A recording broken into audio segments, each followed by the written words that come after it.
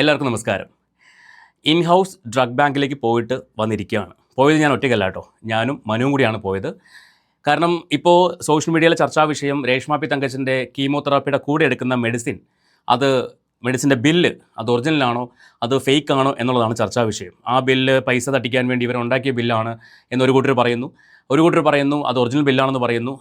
അങ്ങനെ പല ലെവലിലുള്ള സംസാരങ്ങൾ നടക്കുകയാണ്. കഴിഞ്ഞ പ്രാവശ്യം ഈ ബില്ല് കണ്ടപ്പോൾ, ആ ബില്ല് ഒറ്റ നോട്ടത്തിൽ കണ്ടപ്പോൾ എനിക്ക് തോന്നിയൊരു കാര്യം എന്ന് പറയുന്നത്, ഡേറ്റ് ഈ റൈറ്റ് സൈഡിലെ ഡേറ്റാണ് ആദ്യം കണ്ടത്. കാരണം ഈ ചേച്ചിയുടെ കൈ മറിഞ്ഞിട്ട് ഈ ബിൽ ഡേറ്റ് കാണാൻ പറ്റുന്നുണ്ടായിരുന്നില്ല. ഡേറ്റ് എന്ന് കാണിച്ചത് 2001 എന്ന് പറഞ്ഞ ഡേറ്റ് ആണ്. ആ ഒരു ബില്ല് ഫേക്ക് ബില്ലായിട്ടൊക്കെ ഫീൽ ചെയ്തു. ഇതേപോലെ എല്ലാവർക്കും തോന്നി, നമുക്കും തോന്നി. എന്നാൽ അത് വീഡിയോ ചെയ്യാൻ നിന്നില്ല. പകരം ചോദിച്ചൊരു ചോദ്യം, ഈ ബില്ല് ഒറിജിനൽ ആണെങ്കിൽ എന്തുകൊണ്ടാണ് സർക്കാരിന്, ഇവരുടെ കാർഡ് BPL കാർഡാണെന്നൊക്കെ പറയുന്നുണ്ടായിരുന്നു, എന്തുകൊണ്ടാണ് സർക്കാരിന് ഇവർക്ക് ഈ ബില്ലിൽ ഒരു കുറവ് വരുത്തി കൊടുക്കാൻ പറ്റാത്തത്, അല്ലെങ്കിൽ ഈ മെഡിസിൻ ഫ്രീ ആയിട്ട് കൊടുക്കാൻ പറ്റാത്തത്? BPL കാർഡുകാർക്ക് അങ്ങനെ കൊടുക്കാനുള്ള പദ്ധതികൾ നമ്മുടെ നാട്ടിലില്ലേ എന്നൊക്കെ ചോദിച്ചുകൊണ്ട് ഞാനൊരു വീഡിയോ ചെയ്തിട്ടുണ്ടായിരുന്നു. 2 ദിവസം ഞാനിവിടെ ഉണ്ടായിരുന്നില്ല, നാട്ടിലുണ്ടായിരുന്നില്ല. അതുകൊണ്ടാണ് ഈ 2 ദിവസം കൊണ്ട് ഈ വിഷയം അന്വേഷിക്കാൻ പോകാൻ പറ്റാത്തത്. ഇന്ന് ഈ ഇൻ ഹൗസ് ഡ്രഗ് ബാങ്കിൽ പോയിട്ട്, SAT ഹോസ്പിറ്റലിൻ്റെ ഫ്രണ്ടിൽ ഇൻ ഹൗസ് ഡ്രഗ് ബാങ്കിൽ പോയിട്ട് ഈ വിവരം അന്വേഷിക്കാൻ പോയി. ഞാനും മനും കൂടെ പോയി. അവിടെ ചെന്നപ്പോൾ നല്ല തിരക്കുണ്ടായിരുന്നു. ആ കൂട്ടത്തിൽ ഒരു സ്റ്റാഫ് അവിടെ ഫ്രീ ആയിട്ട് നിൽക്കുമായിരുന്നു. അവരോട് ഞങ്ങൾ ഈ കാര്യം ചോദിച്ചു, ഈ ബില്ല് കാണിച്ചിട്ട് ഈ മെഡിസിൻ ഇവിടെ ഉണ്ടോ എന്ന് ചോദിച്ചു. അവർ പറഞ്ഞു ഈ മെഡിസിൻ ഇവിടെ ഉണ്ട്. ഈ ബില്ല് അവരുടെ സൈൻ തന്നെയാണ് ആ ബില്ലുണ്ടായിരുന്നത്. ഞങ്ങളോട് സംസാരിച്ച ആ സ്റ്റാഫിൻ്റെ സൈൻ തന്നെയാണ് ആ ബില്ലിലുണ്ടായിരുന്നത്. അവർ പറഞ്ഞു ഞാനാണ് ഈ ബില്ല് കൊടുത്തത്, മെഡിസിൻ കൊടുത്തത് ഞാൻ തന്നെയാണ്. 2,57,000 രൂപയാണ് എൻ്റെ ആക്ച്വൽ പ്രൈസ്. അതിൽ നിന്ന് 54,000 സംതിങ് എമൗണ്ട് വേവ് ചെയ്തിട്ട് 2,02,600 രൂപയ്ക്കാണ് ഈ മെഡിസിൻ അവർക്ക് കൊടുത്തിരുന്നത്. സോ ബില്ല് ഫാബ്രിക്കേറ്റഡ് അല്ല. അത് ഞങ്ങൾ നേരിട്ട് പോയി സംസാരിച്ച് അറിഞ്ഞ കാര്യമാണ്. ഈ വിഷയത്തിൽ ഈ ഒരു ചർച്ച ഇവിടെ കൊണ്ട് അവസാനിപ്പിക്കണമെന്നാണ് എൻ്റെ ഒരു റിക്വസ്റ്റ്. കാരണം ബില്ലിൻ്റെ കാര്യത്തിൽ അവർ ഒരു തട്ടിപ്പും കാണിച്ചിട്ടില്ല.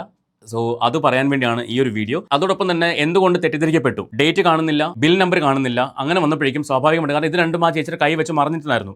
അത് മനഃപൂർവ്വം മറിഞ്ഞെന്നല്ല ഞാൻ പറയുന്നത്, കൈ പിടിച്ച സമയത്ത് സംഭവിച്ചു പോയതായിരിക്കാം. ഈ പറഞ്ഞ ബില്ല് കാണിച്ച കൂട്ടത്തിൽ സംഭവിച്ചു പോയതായിരിക്കാം. അപ്പോൾ അത് മറിഞ്ഞതുകൊണ്ടാണ് പല ആൾക്കാർക്കും അതൊരു ഫാബ്രിക്കേറ്റഡ് ബില്ലായിട്ടും.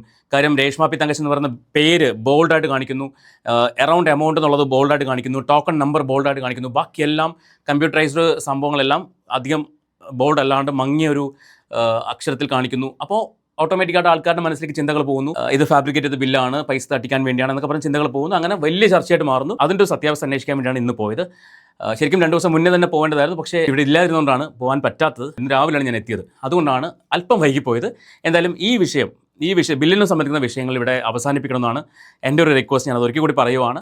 രേഷ്മ പി തങ്കച്ചൻ നമ്മൾ ഒരുപാട് പ്രാവശ്യം അവരുടെ അസുഖം അറിയുന്നതിന് മുൻപ് ഒരുപാട് പ്രാവശ്യം എതിർത്തും ഒക്കെ സംസാരിച്ചിട്ടുണ്ടായിരുന്നു. പക്ഷേ ഇവിടെ അവരുടെ ഭാഗത്ത് ന്യായമുണ്ട്. ആ ബില്ല് ഫേക്ക് അല്ല എന്നുള്ള കാര്യം ഞങ്ങൾ നേരിട്ട് പോയി സംസാരിച്ച് അറിഞ്ഞ കാര്യമാണ്. തെളിവുകൾ എന്തെങ്കിലും ഉണ്ടോ എന്ന് ചോദിച്ചു കഴിഞ്ഞാൽ ഞങ്ങളുടെ കയ്യിൽ യാതൊരു തെളിവുമില്ല. അവിടെ പോയി കണ്ടു എന്ന് പറയാൻ വേണ്ടി ഈ ഫോട്ടോ മാത്രമേ ഉള്ളൂ. ഞാൻ എൻ്റെ ഒരു ഫോട്ടോ വയ്ക്കാം, ആ ഫോട്ടോ മാത്രമേ ഉള്ളൂ. അല്ലാതെ അവിടുന്ന് വോയിസ് റെക്കോർഡ് ചെയ്യാനോ അല്ലെങ്കിൽ വീഡിയോ എടുക്കാനോ സംവിധാനമൊന്നുമില്ല. കാരണം നമ്മൾ പോയത് ഒരു ഗവൺമെൻറ് സെക്ടറിലേക്കാണ്. സോ അവിടുന്ന് അങ്ങനെ വീഡിയോ എടുക്കാനുള്ള പ്രൊവിഷനൊന്നുമില്ല. അതുകൊണ്ടാണ് വീഡിയോ എടുക്കാത്തതും കോൾ റെക്കോർഡ് കാര്യങ്ങളൊന്നും ചെയ്യാത്തത്. ഞങ്ങളോട് പറഞ്ഞ അറിവാണ് ഞങ്ങൾ നിങ്ങളോട് ഷെയർ ചെയ്യുന്നത്. പിന്നെ ഞാൻ അവരോട് വേറെ കാര്യങ്ങൾ ചോദിച്ചു, ഇവർക്ക് ഡിസ്കൗണ്ടോ കാര്യങ്ങളോ ഇനി കിട്ടാൻ സാധ്യതയുണ്ടോ? അത് അവർക്ക് അറിയില്ല എന്ന് പറഞ്ഞു. കാര്യം ഈ കോട്ടയം മെഡിക്കൽ കോളേജിൽ നിന്ന് എന്തെങ്കിലും ഡിസ്കൗണ്ട് കിട്ടുമോ എന്നുള്ളത് അവർക്ക് അറിയില്ല എന്ന് പറഞ്ഞു. അല്ലെങ്കിൽ ഇതിൻ്റെ റീഇംബേഴ്സ്മെൻറ്റ് എന്തെങ്കിലും ഉണ്ടോ എന്നുള്ള കാര്യം അവർക്ക് അറിയത്തില്ല. അതൊക്കെ ഇവർ ഈ പറയുന്ന കാരുണ്യ പദ്ധതി വഴിയോ അല്ലെങ്കിൽ പ്രൈം മിനിസ്റ്ററുടെ ഫണ്ട് വഴിയോ ഒക്കെ എന്തെങ്കിലും അപ്ലൈ ചെയ്തിട്ടുണ്ടോ എന്നുള്ള കാര്യം നമുക്കറിയത്തില്ല. അങ്ങനെയൊക്കെ അപ്ലൈ ചെയ്യുവാണെങ്കിൽ ചിലപ്പോൾ കിട്ടുമായിരിക്കാം.